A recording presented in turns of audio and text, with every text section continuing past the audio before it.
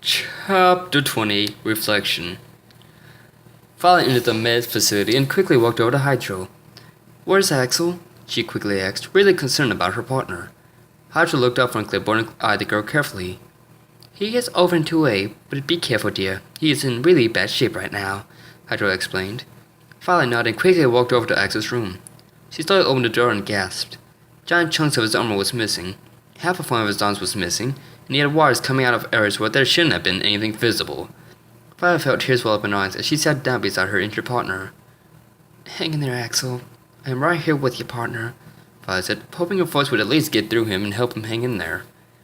Medford Headquarters Memorial Garden. Alien entered the Memorial Garden as it had been called, since Axel's statue had been placed and slowly approached it. It was there, as she suspected, that she found the shadow person once again. "Are you trying to stalk me, Navigator?" she inquired, sounding a bit annoyed. "Just keeping an eye on you. At least until I know who you really are," they replied. Chad let a slight chuckle and shook his head some. "Trust me, Maverick Hunter, there are some things that are better left unknown," the hooded employee said.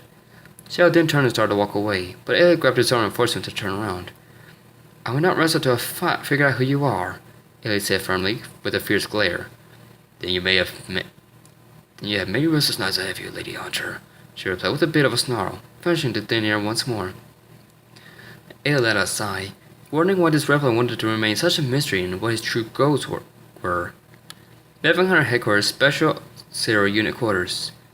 Zero was on a bench that was in his quarters with Iris, who was laying down, her head gently in the Kristen Kayla's lap, sound asleep. After their exchange a little while ago, they decided to just be alone and talk, to try and fully fix things between them, so Zero had taken her to his quarters. After taking a talk for a bit, Iris had made herself comfy and fallen asleep. Zero sat there, gently stroking her hair, taking on recent events. He had gained Iris back, but at what cost? A long time ago he had killed her brother, Colonel, all as he had told Iris, in the line of duty. Had told her that it was his and X's job because of how the Air Force had reacted when Sky Lagoon fell.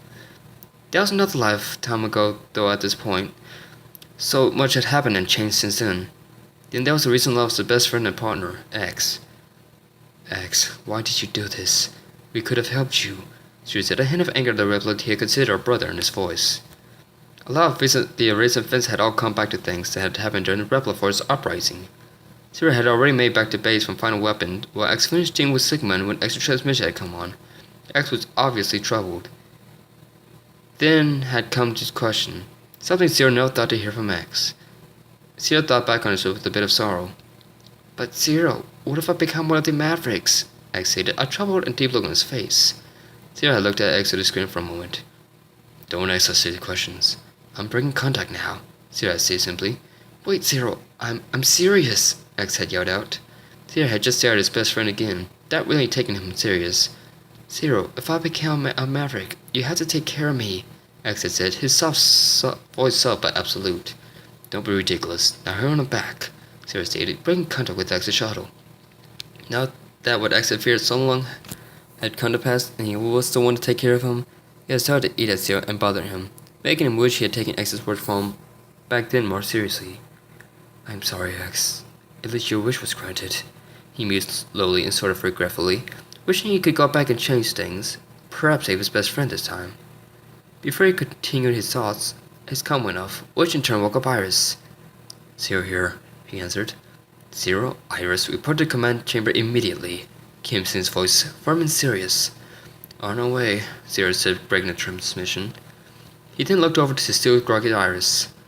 "Well, duty calls. Looks like Cygnus has found something," Zero said, getting serious, his previous thoughts all but forgotten now. Iris nodded and the duo left the command center chamber. Well, here we are at last, chapter 20. Sorry for the long wait on the update, everyone.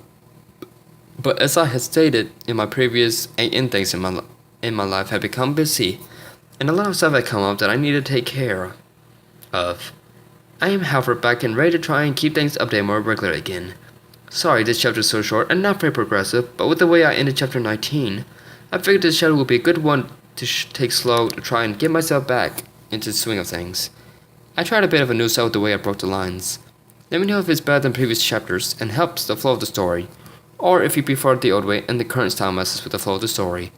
As always, ladies and gentlemen, R&R, no matter if it's good, bad, or ugly, any sort of criticism is helpful. Till next time, my peeps. Peace.